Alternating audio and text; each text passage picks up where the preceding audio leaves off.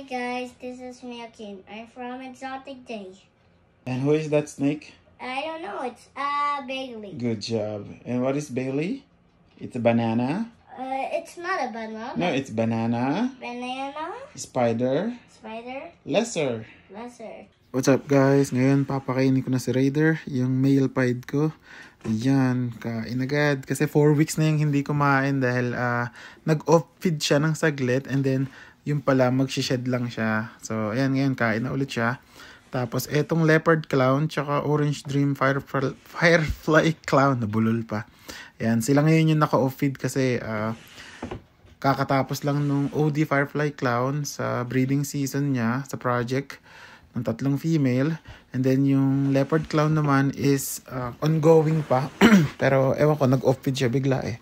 So yan, ngayon si Daenerys naman 2 months ko na siyang hindi pinakain kasi dinadiet ko siya, masyado siyang tumaba nung mga nakaraang buwan. So yan yung nag-iisa kong boa, albino cal RLT motley.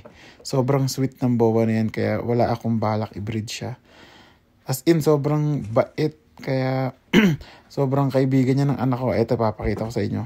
Ayan.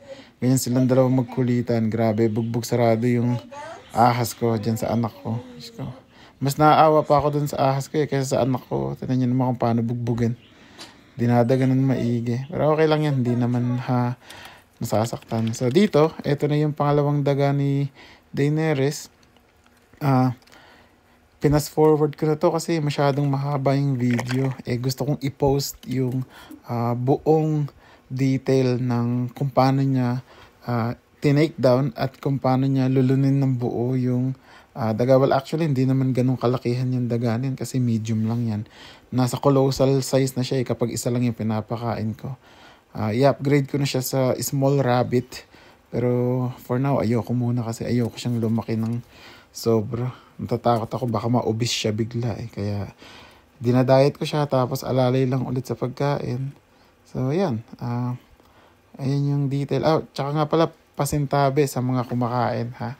Sa mga nag-i-scroll habang kumakain tapos makikita nyo tong syempre daga yan eh. So paki-excuse na lang po. Yan.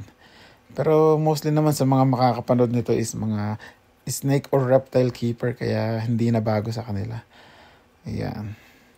Mabilis lang yan kasi naka times 3 yata o times 4 pass forward yan. So, hindi yan masyadong matagal. And then, patapos na rin tong video. Hindi naman to kahabaan. Sabi ng anak kong makulit, gusto niya raw siya yung mag-starting and then gusto niya siya rin yung mag-ending kaya pinagbigyan ko naman kasi ang cute eh. Meron akong kasama sa paggawa ng video dito sa facility ko. Tsaka natutuwa ako kasi nakakahiligan din ng anak ko yung hilig ko. So, support lang, di ba? As a parent. So, yun lang. Maraming salamat nga pala sa mga sumusuporta. Siyempre, sa mga nagla-like and follow.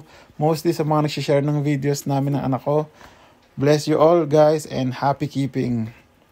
Salute to you all and cheers. Ayan, abangan nyo yung pang-ending ng napakakulit kong anak. Babu! Thanks for watching. Bye! Bye!